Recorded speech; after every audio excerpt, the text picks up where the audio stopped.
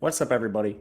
Matt Gajewski here, back again with the Odd Shopper channel. And today we are going to be talking week 2 USFL bets. Before we get started, make sure to hit that thumbs up button. Make sure to subscribe to the channel and hit the notification bell so you know when this and all other content goes live. And if you're listening on podcast, please leave us a rating and review. That helps us a ton as well.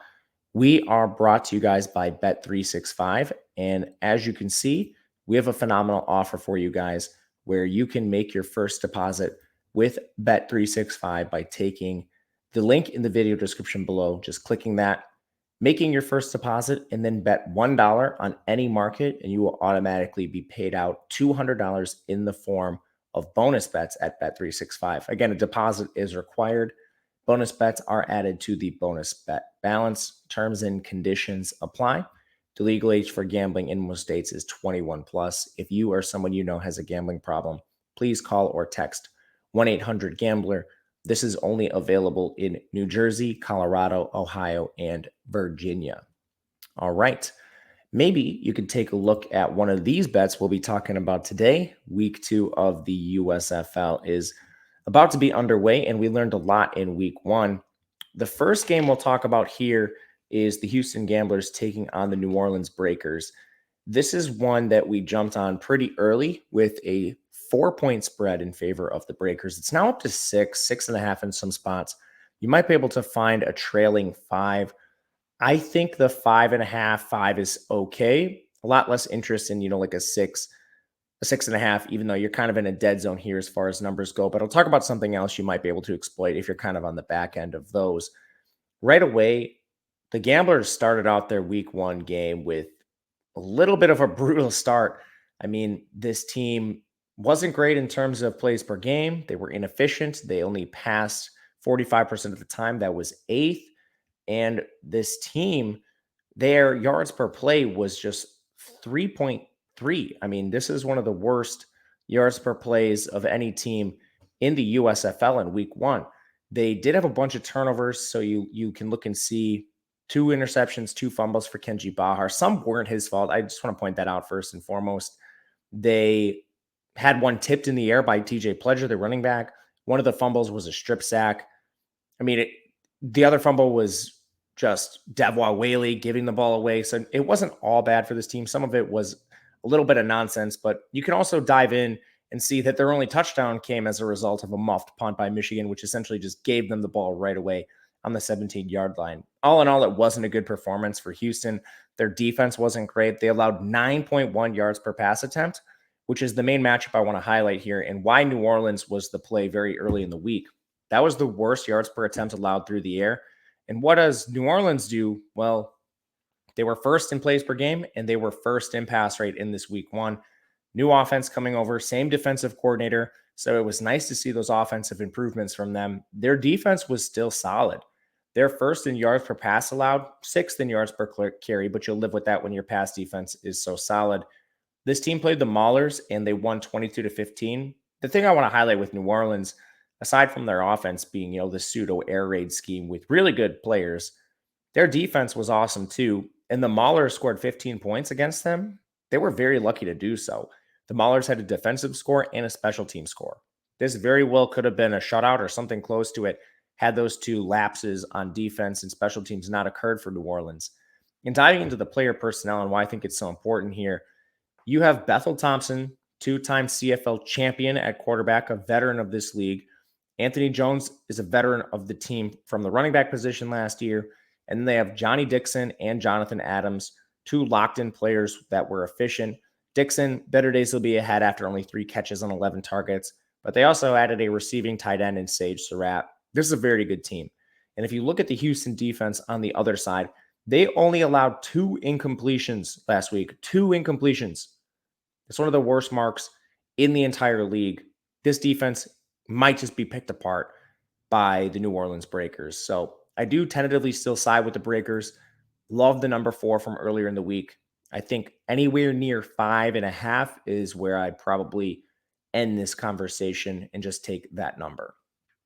Going to our second game, we now have I'm pulling it up. Birmingham Stallions. This is going to be a good game. They're taking on the Memphis Showboats. This spread is 7.5. The total is 44.5.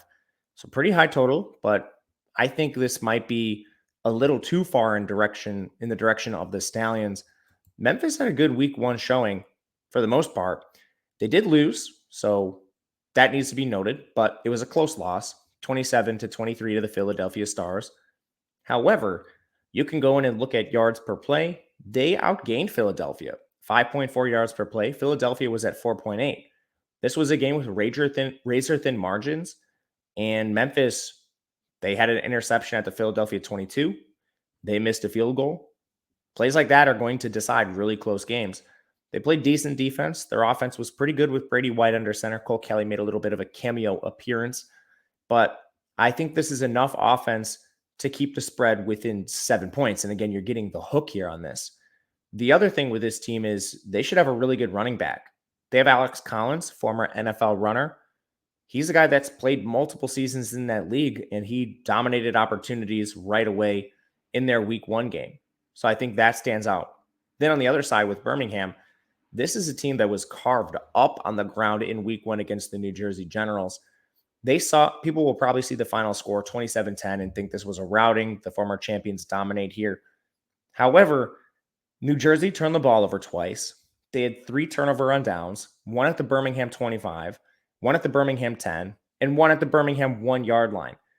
This is a team that was giving up production to New Jersey really across the entire game, especially on the ground. This team allowed over 6 yards per rush attempt to the New Jersey Generals. And I think this is something that might be felt against teams that have rushers like Alex Collins moving forward, as long as they can capitalize on some of those red zone trips. You also have injuries to this Birmingham team. They lost Jamar Smith. They lost their number one receiver, Marlon Williams. Now, luckily, they have some guys to replace them, especially Magoo at quarterback. But the receiving question's a bit more daunting to me. How do they replace Marlon Williams? They're locked in number one. It's a lot of points here. So we'll back Memphis plus 7.5.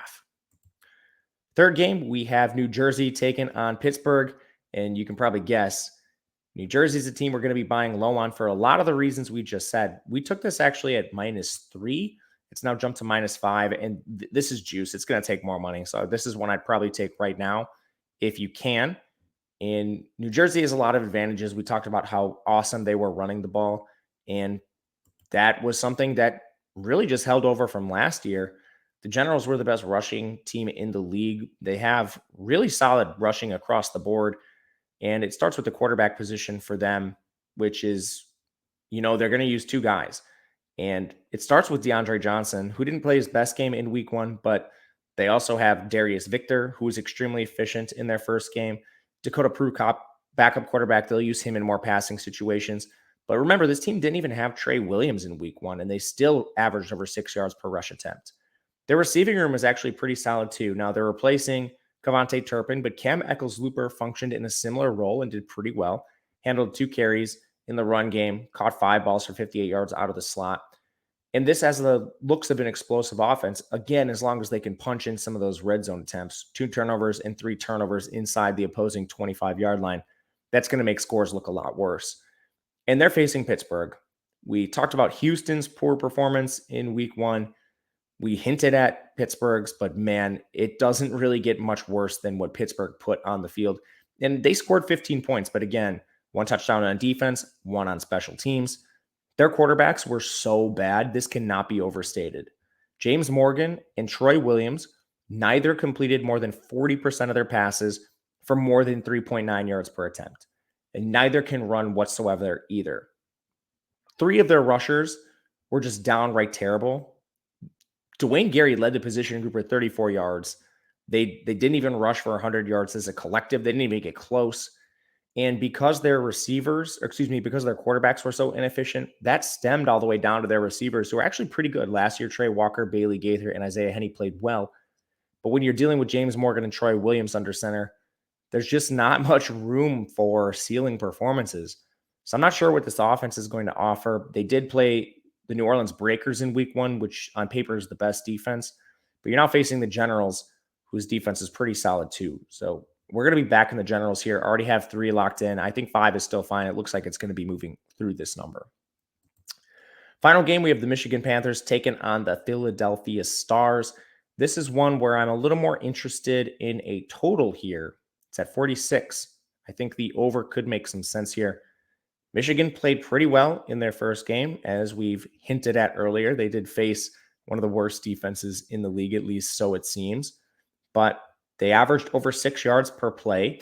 They were fifth in plays per game. They tied for sixth in pass rate, so very well-balanced offense. We kind of knew that coming in with Reggie Corbin and Stevie Scott, excuse me, while I mix up their names. But overall, this team, pretty solid defense. I think when they play more competent teams, they could be exposed a little bit, hinting towards the over. But what I really liked was the offense, efficient quarterback play. Again, only 2 incomplete passes, strong rush attempt. They have a locked-in wide receiver, one in Joe Walker, former NFL player and Trey Quinn coming out of the slot to give them reliability there. And the Stars, last year they had one of the worst defenses. It doesn't look like it got too much better. This team was 7th in yards per rush attempt allowed, 4th in yards per pass attempts allowed. That should open things up for this Michigan team. And then we know what Philly can do on offense. There's a lot of continuity here, same coaching staff. Case Kukis under center. Matt Colburn's back at running back. They add another NFL guy in Dexter Williams. Receiving core is essentially the same. You still have Chris Rowland, Jordan Sewell, Devin Gray, DeAndre Overton. Those are all holdovers. And then they add the number 15 overall pick from way back when with the Cleveland Browns and Corey Coleman. This offense should continue to hum, running the air raid, and their defense looks susceptible enough for Michigan to score points here. So we're going to close it off with over 46. And that'll do it for us today. Let me know in the comment section if you're with me or against me on these picks. If you'd like to reach out on Twitter, I'm at Matt_Gajewski. Otherwise, we'll see you guys again next week talking some more USFL bets. Good luck.